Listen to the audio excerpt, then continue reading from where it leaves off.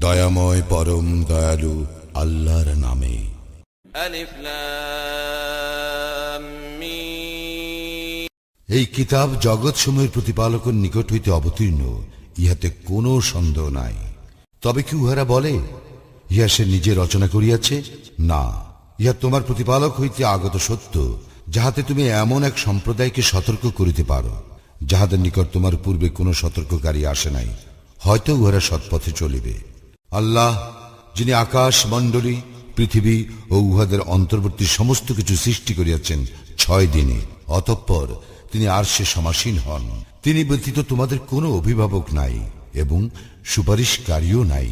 তবু কি তোমরা উপদেশ গ্রহণ করিবে না? তিনি আকাশ হইতে পৃথিবী পর্যন্ত সমুদয় বিষয় পরিচালনা করেন। অতঃপর একদিন সমস্ত কিছুই তাঁহার সম্মুখে সমর্থিত হইবে, যেদিনের পরিমাপ হইবে তোমাদের হিসাবে সহস্র বৎসর। তিনি অদৃশ্য ও দৃশ্য সম্বন্ধে পরিজ্ঞাত, পরাক্রমশালী, পরম দয়ালু, যিনি তাহার প্রত্যেকটি সৃষ্টিকে সৃজন করিয়াছেন উত্তম রূপে এবং কর্দম হইতে মানব সৃষ্টির সূচনা করিয়াছেন। অতঃপর তিনি তাহার বংশ উৎপন্ন করেন তুচ্ছ তরল পদার্থের নির্যাস হইতে। পরে তিনি উহাকে করিয়াছেন সুটাম এবং উহাতে ফুকিয়া দিয়াছেন তাহার রুহু হইতে, এবং তোমাদেরকে দিয়াছেন কর্ণ, চক্ষু ও অন্তঃকরণ। তোমরা অতি সামান্যই কৃতজ্ঞতা প্রকাশ করো। উহারা বলে, আমরা মৃত্তিকায় পর্যবসিত হইলেও কি আমাদেরকে আবার নতুন করিয়া সৃষ্টি করা হইবে? বরং উহারা উহাদের প্রতিপালকের সাক্ষাৎ অস্বীকার করে। বলো, তোমাদের জন্য নিযুক্ত মৃত্যুর ফিরিস্তা তোমাদের প্রাণ হরণ করিবে, অবশেষে তোমরা তোমাদের প্রতিপালকের নিকট প্রত্যান্বিত হইবে।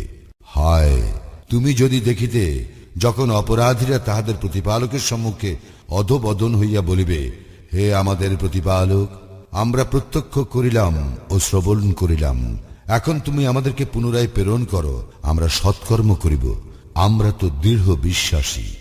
আমি ইচ্ছা করিলে প্রত্যেক ব্যক্তিকে সৎপথে পরিচালিত করিতাম, কিন্তু আমার এই কথা অবশ্যই সত্য, আমি নিশ্চয়ই জিন ও মানুষ উভয় দ্বারা জাহান্নাম পূর্ণ করিব। সুতরাং শাস্তি আস্বাদন করো, কারণ আজিকার এই সাক্ষাতের কথা তোমরা বিস্তৃতি হইয়াছিলে, আমিও তোমাদেরকে বিস্তৃত হইয়াছি। তোমরা যাহা করিতে তজ্জন্য তোমরা স্থায়ী শাস্তি ভোগ করিতে থাকো। কেবল তাহারাই আমার নিদর্শনা বলে বিশ্বাস করে, যাহারা উহার দ্বারা উপদিষ্ট হইলে সিজদায় লুটাইয়া পড়ে এবং তাহাদের প্রতিপালকের সপ্রশংস পবিত্রতা ও মহিমা ঘোষণা করে, আর তাহারা অহংকার করে না। তাহারা শয্যা ত্যাগ করিয়া তাহাদের প্রতিপালককে ডাকে আশায় ও আশঙ্কায়, এবং আমি তাহাদেরকে যে রিজিক দান করিয়াছি উহা হইতে তাহারা ব্যয় করে। কেহই জানে না তাহাদের জন্য নয়ন প্রীতিকর কি লুক্কায়িত রাখা হইয়াছে তাহাদের কৃতকর্মের পুরস্কার স্বরূপ। তবে যে ব্যক্তি মুমিন, সে কি পাপাচারী নেয়? উহারা সমান নহে। যাহারা ঈমান আনে, সৎকর্ম করে, তাহাদের কৃতকর্মের ফলস্বরূপ তাহাদের আপ্যায়নের জন্য তাহাদের স্থায়ী বাসস্থান হইবে জান্নাত, এবং যাহারা পাপাচার করিয়াছে তাহাদের বাসস্থান হইবে জাহান্নাম। যখনই উহারা জাহান্নাম হইতে বাহির হইতে চাইবে, তখনই উহাদেরকে ফিরাইয়া দেওয়া হইবে উহাতে, এবং উহাদেরকে বলা হইবে, যে অগ্নি শাস্তিকে তোমরা মিথ্যা বলিতে, উহা আস্বাদন করো। গুরু শাস্তির পূর্বে উহাদেরকে আমি অবশ্যই লঘু শাস্তি আস্বাদন করাইব, যাহাতে উহারা ফিরিয়া আসে। যে ব্যক্তি তাহার প্রতিপালকের নিদর্শনাবলী দ্বারা উপদিষ্ট হইয়া তাহা হইতে মুখ ফিরায়, তাহার অপেক্ষা অধিক জালিম আর কে? আমি অবশ্যই অপরাধীদেরকে শাস্তি দিয়া থাকি। আমি তো মূসাকে কিতাব দিয়াছিলাম, অতএব তুমি তাহার সাক্ষাৎ সম্বন্ধে সন্দেহ করিও না।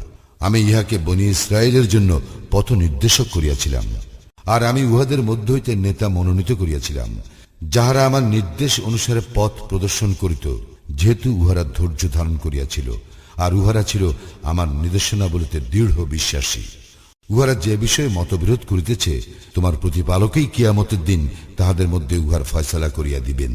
ইহাও কি তাহাদেরকে পথ প্রদর্শন করিল না যে আমি তো উহাদের পূর্বে ধ্বংস করিয়াছি কত মানব গোষ্ঠী, যাহাদের বাসভূমিতে ইহারা বিচরণ করিয়া থাকে। ইহাতে অবশ্যই নিদর্শন রয়েছে, তবুও কি ইহারা শুনিবে না? উহারা কি লক্ষ্য করে না, আমি ঊষর ভূমির উপর পানি প্রবাহিত করিয়া উহার সাহায্যে উদ্গত করি শস্য, যা হইতে আহার্য গ্রহণ করে উহাদের চতুষ্পদ জন্তু ও উহারা কি তবু লক্ষ্য করিবে না? উহারা জিজ্ঞাসা করে, তোমরা যদি সত্যবাদী হও তবে বলো, কখন হইবে এই ফয়সালা?